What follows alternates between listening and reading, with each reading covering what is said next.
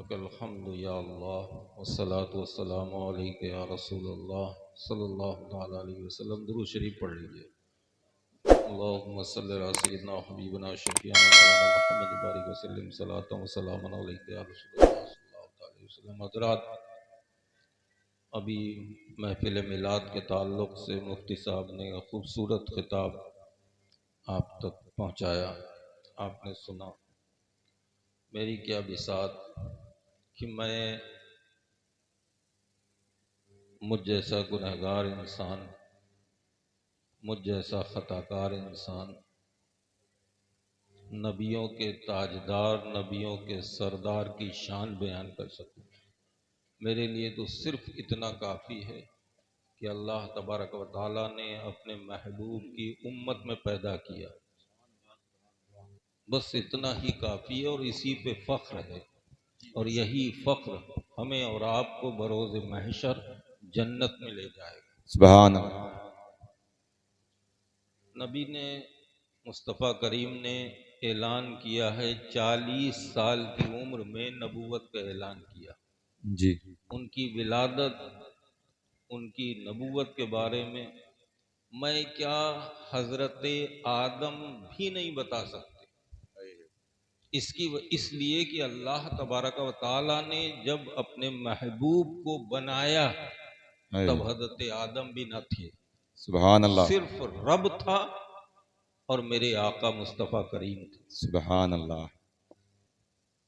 तो कौन मेरे आका की शान बयान कर सकता है? हाँ, मेरे आका ने नबूवत का ऐलान किया है 40 साल की उम्र शरीफ में, लेकिन 40 साल की उम्र से पहले जो मेरे आका सल्लल्लाहु अलैहि वसल्लम की जिंदगी है उसे मुलाहिजा करें आप। आज हमारा क्या किरदार है वो देखें। अरब वालों को ये नहीं, मेरे आका तो नबी थे, जब हजरत आदम अला नबीना मिट्टी और पानी के दरमियान थे तब मेरे आका नबी थे, लेकिन अरब वालों को नहीं मालूम था। इसका ऐलान मेरे आका ने 40 साल की उम्र शरीफ में किया। लेकिन मेरे आका का किरदार देखिए, किरदार। जब मेरे आका मक्के की जमीन पर चलते थे तो कुफ्फार मक्का या अहले मक्का अपने बच्चों को यही मिसाल देते थे, बेटा ऐसे चला करो जैसे आमना के लाल मोहम्मद चला करते। जब मेरे आका मुस्तफ़ा खाते थे तो अरब वाले कहते थे, बेटा ऐसे खाया करो जैसे अब्दुल्ला के बेटे मोहम्मद खाया कर। मेरे आका सल्लल्लाहु अलैहि वसल्लम का किरदार। आज हमारा क्या हाल है? हम दावा करते हैं कि हम नबी के मानने वाले, हम नबी के कलमा पढ़ने वाले, लेकिन कोई चीज हमारे अंदर ऐसी नहीं है जो मेरे आका मुस्तफ़ा करीम ने हमें जहन दिया, हमें सबक दिया कि ऐ लोगों, अपनी जिंदगियों को ऐसे गुजारना ताकि तुम्हें देख के लोग कहने पे मजबूर हो जाएं कि जब बिस्मा के मुसलमान का ये हाल है तो मदीने के ताजदार का आलम क्या। सुभान अल्लाह, सुभान अल्लाह। बेशक तो महफिलें सजाई जाती हैं सिर्फ आका की शान बयान करने के लिए नहीं। आका की शान हम और आप क्या बयान कर सकते हैं जिसकी शान को खुद परवरदिगार बयान करे, जिसके कसीदे हजरत जिब्राइल पढ़े। हाँ, ये महफिलें इसलिए सजाई जाती हैं जो हमारे अंदर गुमराहियां पैदा हो गई, बुराइयां जन्म ले चुकी।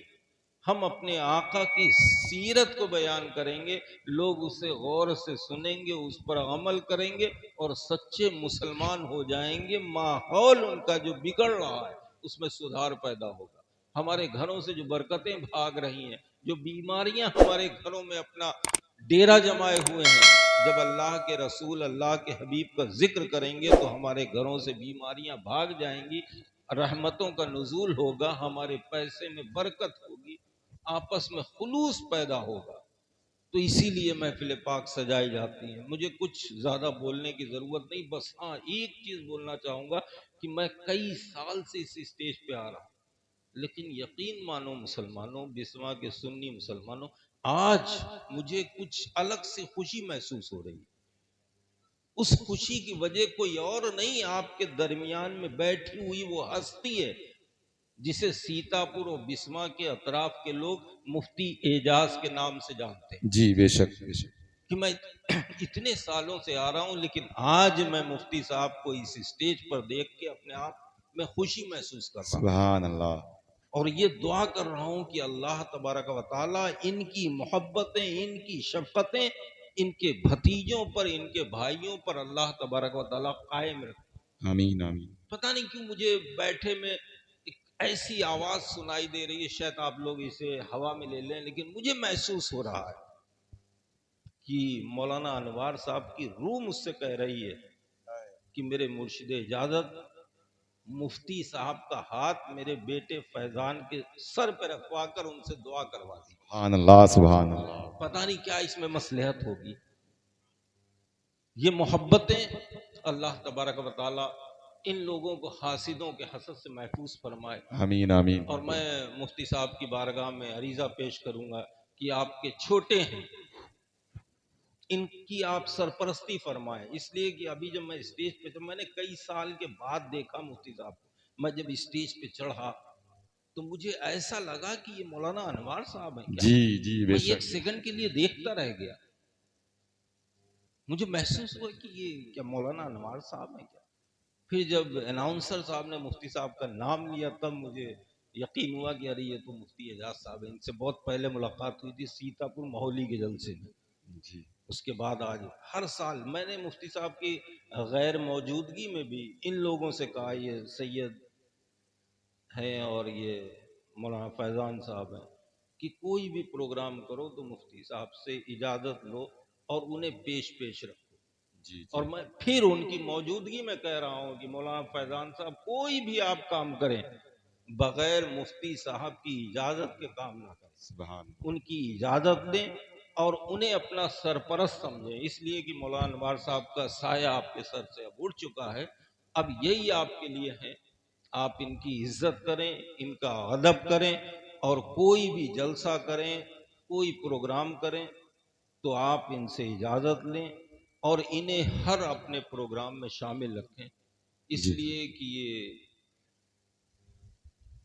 तजुर्बा भी है इनके पास। जाहिर सी बात है अभी आपके पास बचपना है, लड़कपन है, आप कोई कदम उठाएंगे, बढ़ाएंगे तो आपको कोई अंदाज़ा नहीं कि हमें इसमें नफ़ा होगा या नुकसान होगा। मुफ्ती साहब माशाल्लाह तजुर्बेकार हैं, काफ़ी बरसातें झेले हुए हैं, इन्हें हर चीज़ का अंदाज़ा होगा, तो आपको जो मशवरा देंगे बेहतर ही मशवरा देंगे।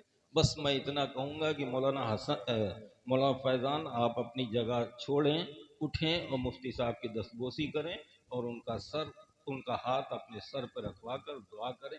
और मैं भी दुआ करता हूँ कि अल्लाह तबारक व ताला ये मोहब्बतें आए।